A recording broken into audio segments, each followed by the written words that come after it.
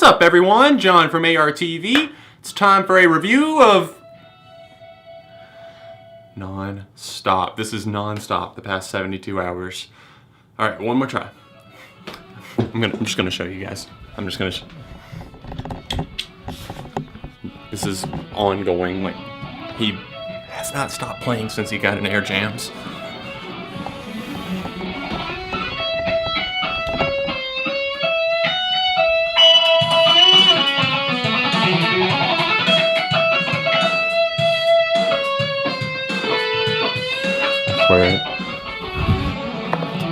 Ever since he got this thing.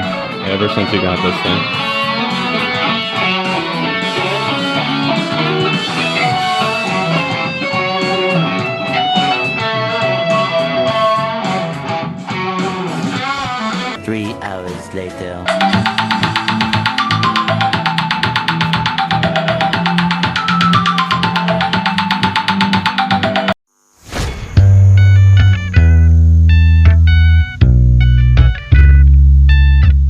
What's up, everyone? John from ARTV. It's time for a review of the 7th studio album by the Followell Brothers, aka Kings of Leon, an alternative rock band that have seen a ton of success over the years. Their new record is called Walls. That is an acronym for We Are Like Love Songs. Now, before we get into the review today, I have to thank our sponsor, Air Jams. As you could see from that opening sketch, you were probably shaking your head wondering what is going on here. Air Jams is a fun little device that fits in the palm of your hand, connects to your phone via Bluetooth, and allows you to play and create music. They've got a lot of custom songs, a lot of styles from rock to acoustic, classical, EDM. You can see it from my video there that I was playing around and having a ton of fun. So if you would like to check out Air Jams, it's the top link in the description down below. Get one for yourself. As of late, Kings of Leon have been on about a 3-year cycle for albums, touring, and that sort of thing. Mechanical Bull was their last record, and it was pretty well received critically. I really enjoyed the record as well. If you haven't seen my review of it, you can check it out in the description down below. But commercially, it didn't fare as well. They had a couple of hit singles over at alternative radio, not peaking as high as some of their other hits off of Come Around Sundown, and especially not matching the success of Only by the Night. And with Walls, we see them kind of not mimicking that style from their most successful 2008 release,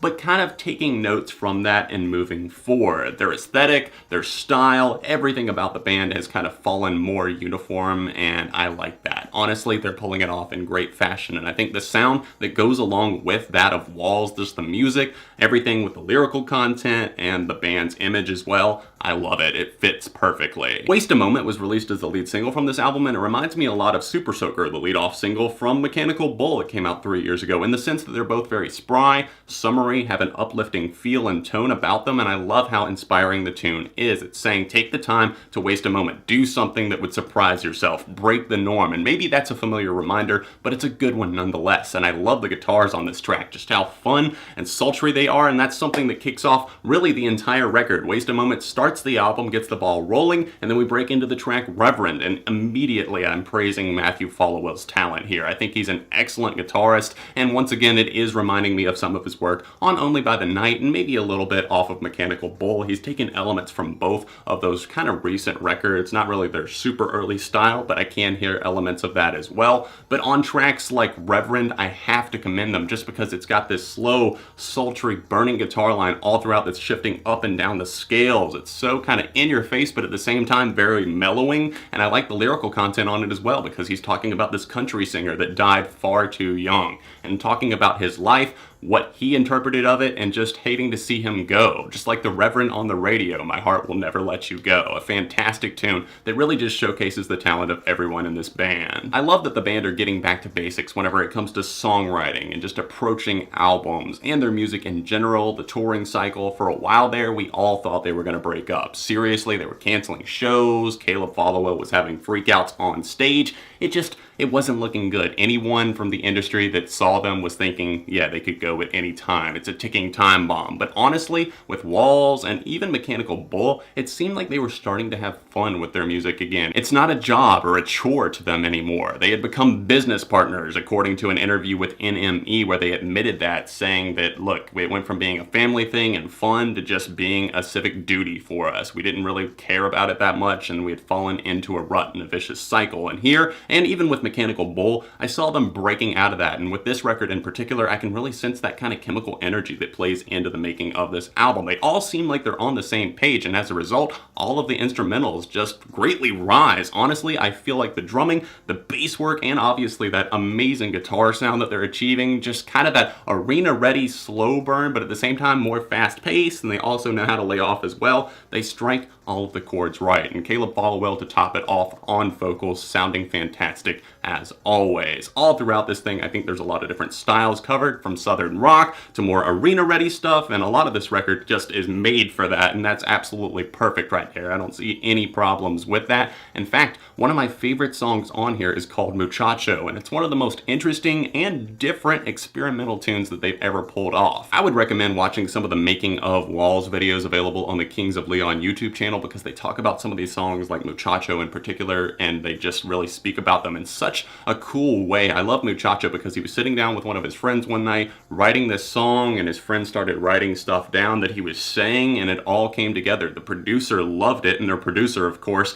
being Marcus Drabs, somebody who was produced for Mumford & Sons, Florence and the Machine, that record that I loved last year. How Big, How Blue, How Beautiful. I think that's one of those things that really just jumped off the page to me instantly, was the production on this record. And whenever the producer came back to Caleb Followell about this track, Muchacho, he said, let's do this one. I hear the way that you talk about this one. This is something special, and it's so different because it adds in this slow tropical flavor, and I don't think that it's bandwagon hopping by any means. I think that they're doing their own thing, just making kind of this slow lit fuse go off perfectly, and it's really easy to take down. In fact, this whole album it's 42 minutes long, and I'm absolutely completely satisfied with that. I can listen to this album over and over again, and it's just very refreshing. Some of the slower paced and longer tunes on this album did take some time to grow on me, like Conversation Piece, for example. That's one that I'm still not totally in love with, but I do understand why it's here in place of this album. I like that he's kind of pleading, like, just basically, let's stay around, let's make this work, let's talk things out. And then on the track Over, which is 6 minutes, where he's reflecting on fame, his life in general, relationships, just where he's at this point, and looking back and saying basically, like,